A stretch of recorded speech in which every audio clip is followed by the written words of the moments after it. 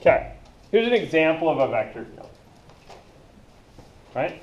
So this vector field is given by f of x and y is minus y over x squared plus y squared, comma x over x squared plus y squared.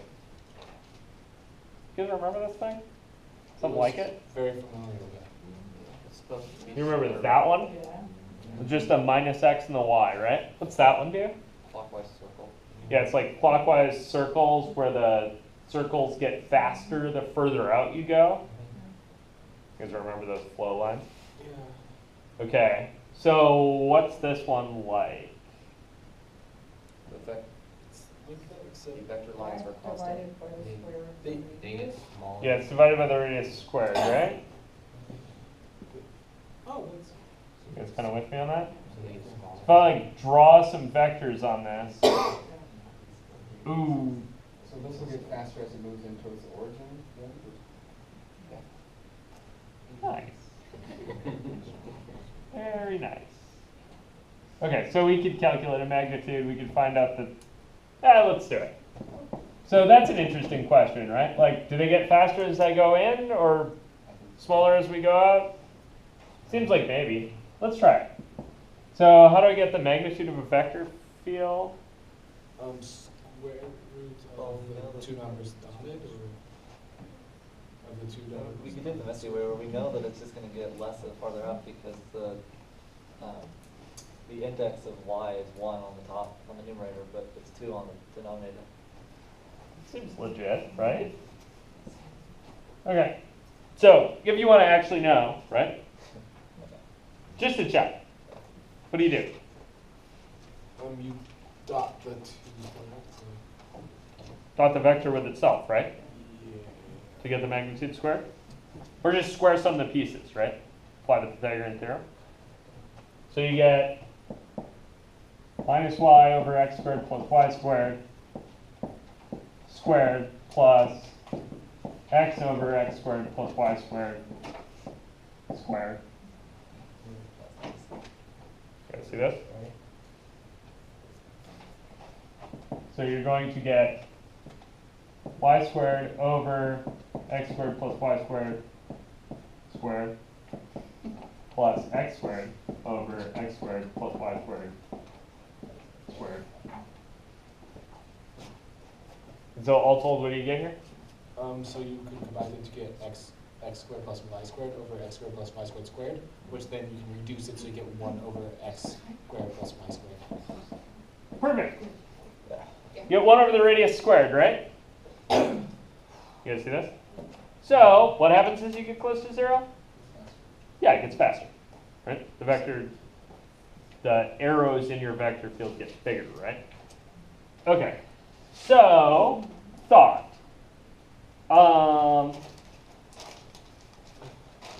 Is this thing conservative? Huh. No. Definitely not. Radius is would be, wouldn't it? Interesting. Oh, it should be. So what if you integrate around a circle of a fixed radius? That would be 0. Think so? Um, It's a fair thought.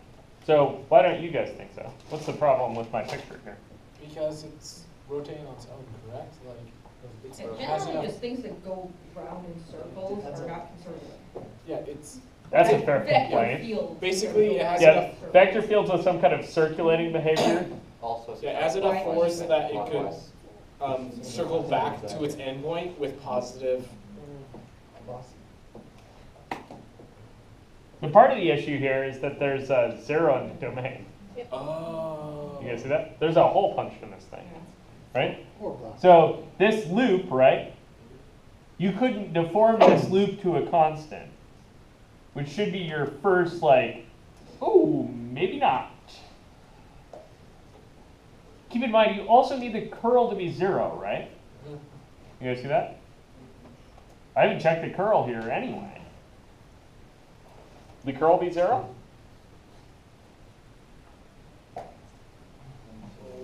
Seems nasty, right? Yeah. Double chain rule.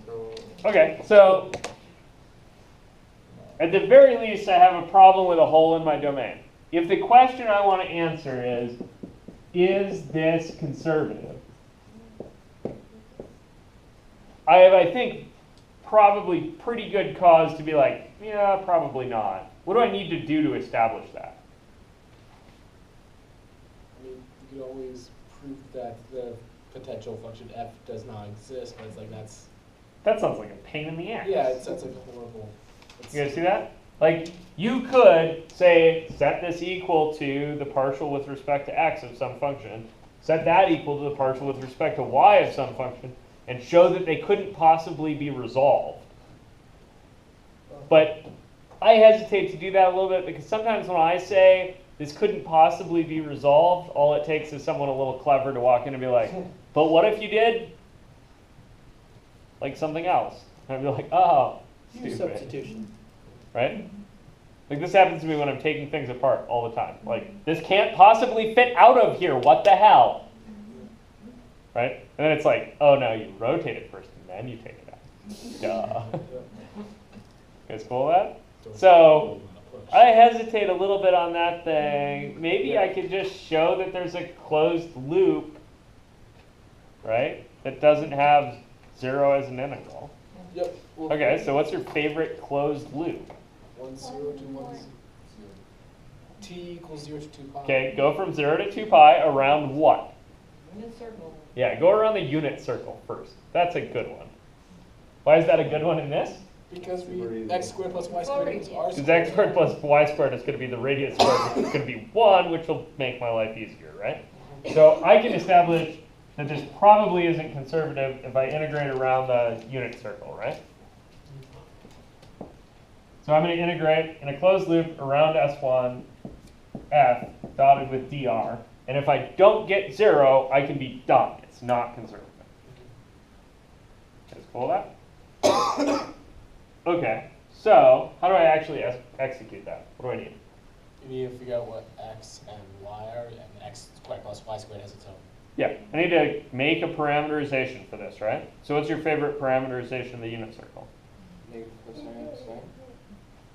It's what now? How about just list equals simple and say Are we supposed to be cosine? using It's the what now? Mark? Negative cosine t comma sine t. Probably cosine.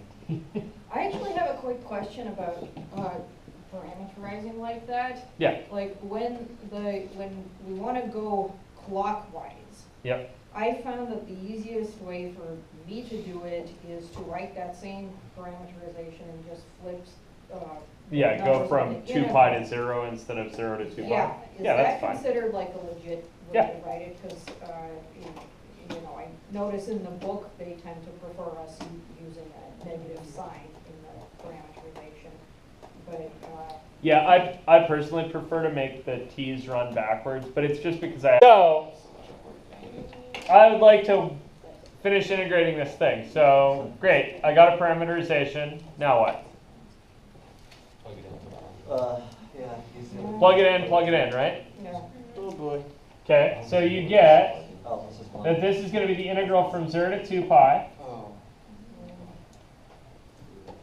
Right, I just needed some curve that was closed, so I picked the unit circle oriented in the usual. So I'm going from 0 to 2 pi, and then I need f of r of t, right? Okay, which is You're gonna need a bigger thing. negative sine t, comma, Cosine two. cosine t. Wait, what? Oh. Cosine squared. Because it's divided by 1, because cosine squared plus sine squared is 1, which is why I picked this as a closed curve to look at, right? You could have picked any other closed curve. You could have picked this one. Oh god. Right? It didn't even have to be simple because I'm not trying to apply Green's. Green's actually doesn't work in this case, right? Because it's not continuous on a domain that contains this, or that this loop is the boundary of. Well, the fact that it You guys see that? intersects with There's a hole in the middle.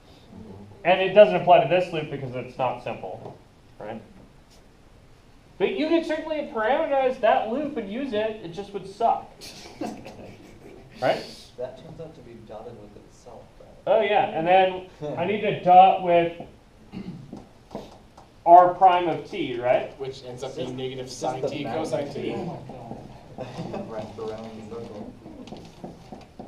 Okay, so I get the integral from 0 to 2 pi of 1 again. Which ends up giving us 2 pi, which is not 0. So I get 2 pi, which is not 0, which means that this vector field fails to be path independent and thus could not possibly be conservative. You guys see that? This is like a hurricane vector field. Yeah. Yeah, this is the other vector field that we talked about, but flipped over. So the other vector field we talked about, the minus y comma x, right? Those vectors get bigger the further out you go. And the same This one- is that thing turned inside out. The same one, the same magnitude of the square root on the bottom, right? Yeah, if there was a square root on the bottom, this would be magnitude 1 everywhere, but it would still have a very similar problem. That's a draw, right? But Can't we just use the draw test that you can get?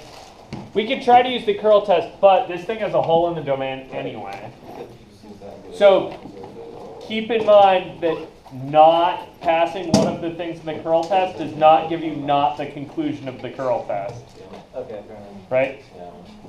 That thing is still just A implies B. It's not A implies not B.